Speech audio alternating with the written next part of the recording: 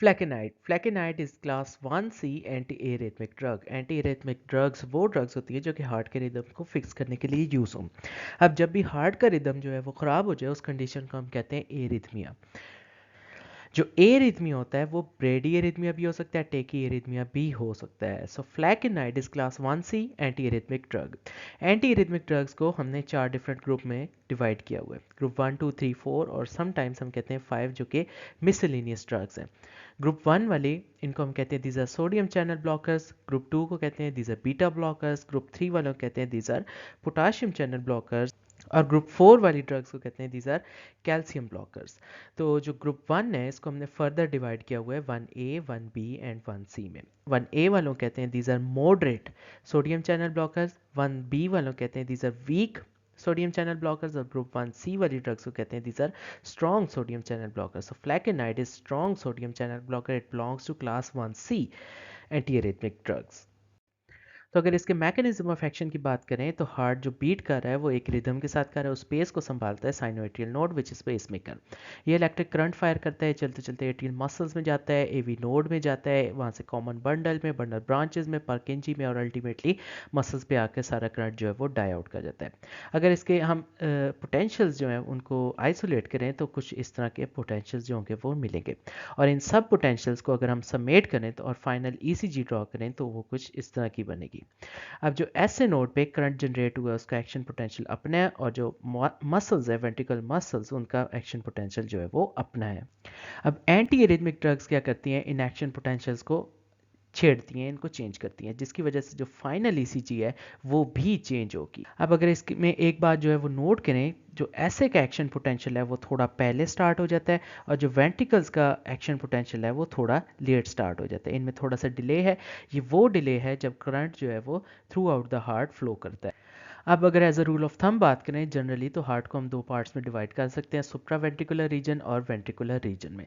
जो सुप्रा ventricular arrhythmias है उनको हम ट्रीट करते हैं बीटा ब्लॉकर्स देकर और कैल्शियम चैनल ब्लॉकर्स देकर, और जो वेंट्रिकुलर के एरिथमियाज है उन्हें हम ट्रीट करते हैं सोडियम चैनल ब्लॉकर्स या फिर पोटाशियम ब्लॉकर्स देकर। तो अगर इन सारे ग्राफ्स में से हम वेंट्रिकुलर मसल के ग्राफ को आइसोलेट करें और स्टडी करें तो ग्राफ कुछ इस तरह का आएगा। अब इसको लेबल करें तो डिफरेंट फेजेस है, phase 4, phase 0, 1 2 3 and then again 4। Phase 4 is resting membrane force. अब यहाँ पर कोई एक्शन पोटेंशियल आएगा, कोई सिंपैथेटिक इनर्वेशन होगी या कोई थ्रेशोल्ड पोटेंशियल होगा, जिसकी वजह से जितने भी सोडियम चैनल्स हैं वो ओपन होंगे। जब सोडियम चैनल्स ओपन होंगे तो एक अप स्ट्रोक शूट जो होगी वो डेवलप होगी। This is the depolarization state, या फिर सिंपली हम कहें कि दिस इज फेज 0। उसके बाद क्या होगा, इनिशियल थोड़ी सी रिपोलराइजेशन होगी, दिस इज फेज 1। इसमें क्या होगा, पोटाशियम का आउटफ्लक्स होगा। उसके बाद आएगी stage 2, this is maintained stage. इसमें क्या होगा, कैल्शियम चैनल ओपन होंगे, इसको कहेंगे this is plateau stage. Then उसके बाद क्या होगा, रीपोलराइजेशन होगी विच इज स्टेज 3। स्टेज 3 में अगेन क्या होगा, पोटाशियम चैनल्स का आउटफ्लक्स होगा, ये चैनल्स खुलेंगे, पोटाशियम बाहर जाएगा, और अल्टीमेटली उसके बाद रेस्टिंग में अगेन आ जाएगा which is phase 4। So phase 4 से लेकर फेज 4 तक ये जितने भी सारे इवेंट्स हुए हैं, for example depolarization, initial repolarization, plateau stage, repolarization, इस सारे सीक्वेंस को हम कहेंगे दिस इज एक्शन पोटेंशियल। और हर एक्शन पोटेंशियल के बाद कुछ पीरियड आता है which is called effective refractive period. और अगर इसमें कोई और सेकंड इंपल्स आती है, जैसे सिंपैथेटिक इनर्वेशन आता है या कोई और थ्रेशोल्ड आता है जिसने एक्शन पोटेंशियल जनरेट करना था, ठीक है, अगर इस इफेक्टिव रिफ्रैक्टिव पीरियड में कोई और इंपल्स आती है तो एक्शन पोटेंशियल जनरेट नहीं होगा, क्योंकि जो सोडियम चैनल्स है वो अभी भी फटीग्ड है।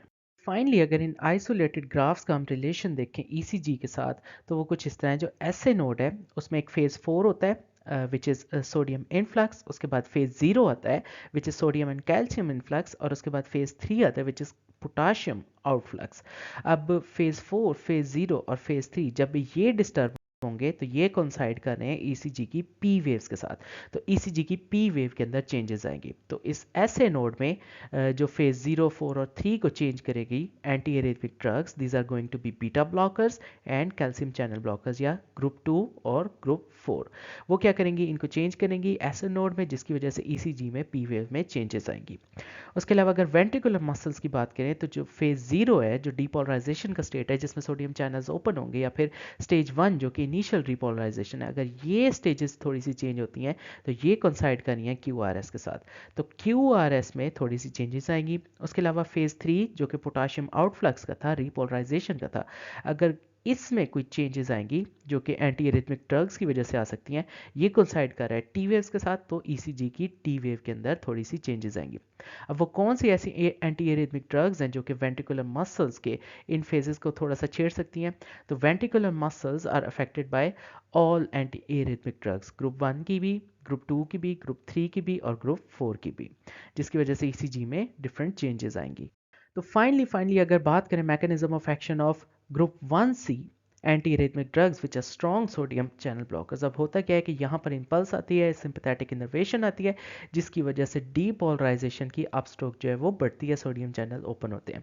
Now these drugs are strong sodium channel blockers, तो ये स्ट्रॉन्गली इन सोडियम चैनल्स को ब्लॉक करेंगे, तो जो इनफ्लक्स थी वो अब डिले हो जाएगी, तो ग्राफ जो होगा वो कुछ इस तरह का आगे की तरफ शिफ्ट हो जाएगा।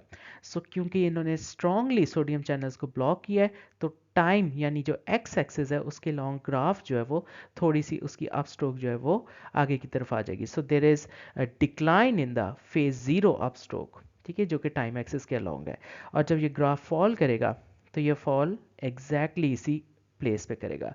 सो जो एक्शन पोटेंशियल का ड्यूरेशन था वो इस इवेंट से लेकर इस तक था, जो कि पहले भी सेम था और अब भी सेम है।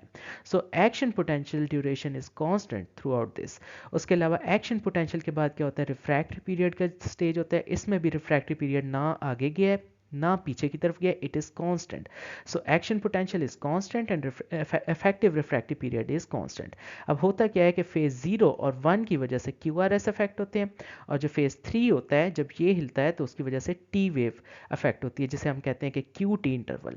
सो जो जीरो फेज था वो बहुत आगे की तरफ जो है वो शिफ्ट हो गया था, there was decline in the phase 0 upstroke. इस फेज 0 की वजह से जो QRS है वो भी डिले हो जाएगा, वो भी टाइम यानी एक्स एक्सिस के अलॉन्ग जो है वो स्ट्रेच हो जाएगा, ठीक है, डिले हो जाएगा, स्लो हो जाएगा, जिसकी वजह से QRS जो है वो अच्छा खासा वाइड हो जाएगा, because there is strong sodium blocking effect. So QRS is wide, जिसकी वजह से PQ इंटरवल जो कि P से लेकर Q तक है वो बहुत ज़्यादा इलोंगेट कर जाएगा। सो PQ इंटरवल विल इलोंगेट और QRS जो है वो भी वाइड हो जाएगा। अब उसके बाद हुआ क्या था कि ये जो ग्राफ था ये नॉर्मल जगह पर फॉल कर रहा था, एक्शन पोटेंशियल कांस्टेंट था और इफेक्टिव रिफ्रैक्टिव पीरियड भी था कांस्टेंट। अब जो फेज 3 था ये डिटरमिन करता है टी वेव को, तो क्योंकि ये कांस्टेंट जगह पर फॉल कर रहा है, सो जो टी वेव होगी वो भी सेम अपनी जगह पर ही रहेगी, कांस्टेंट ही रहेगी। सो अगर QT इंटरवल देखना चाहें, this is same, so there is same QT interval but the QRS is wide and that leads to greater PQ interval. तो अगर फार्माकोकाइनेटिक्स की बात करें, this is given orally, half life जो है 20 आवर्स है, excreted unchanged in the urine. इससे मिलती जुलती एक और ड्रग है, this is called propafenone, that is metabolized by the liver और उसकी हाफ लाइफ जो है वो 5 to 10 आवर्स। अगर क्लिनिकल यूज़ की बात करें, it is used in the prevention of paroxysmal atrial fibrillation. Paroxysmal का मतलब है कभी हो जाती है कभी नहीं होती, तो ऐसी एफib जो कभी हो जाती है कभी नहीं होती, उसकी प्रिवेंशन में हम यूज़ कर सकते हैं। उसके अलावा ventricular arrhythmias which are unresponsive to other agents, उसकी ट्रीटमेंट के लिए हम यूज़ करेंगे, और ये जो खुद है दिस इज़ नेगेटिव आयोनोट्रोपिक ड्रग। तो अगर इसकी टॉक्सिसिटी या साइड इफेक्ट्स की बात करें, इट इज़ डिसरिथमिया, खुद भी एंटी एरिथमिक ड्रग है, और अगर इसकी टॉक्सिसिटी हो जाएगी तो खुद भी ये एरिथमिया कॉज कर सकती है। उसके अलावा इंक्रीज मोर्टेलिटी, ये उन पेशेंट्स में होगा जो कि MI के पेशेंट्स हो गए, पोस्ट इन्फार्क्ट पेशेंट्स जिनकी वेंट्रिकुलर फिब्रिलेशन स्टार्ट हो गया, उनमें मोर्टेलिटी के जो चांसेस हैं वो बहुत ज़्यादा हैं। उसके अलावा this drug needs careful use. तो अगर फ्लैकेनाइड से मिलती जुलती ड्रग्स की बात करें तो उसमें आ सकती है फ्लैकेनाइड खुद, एंकेनाइड, प्रोपाफिनोन और मॉरिसिजीन।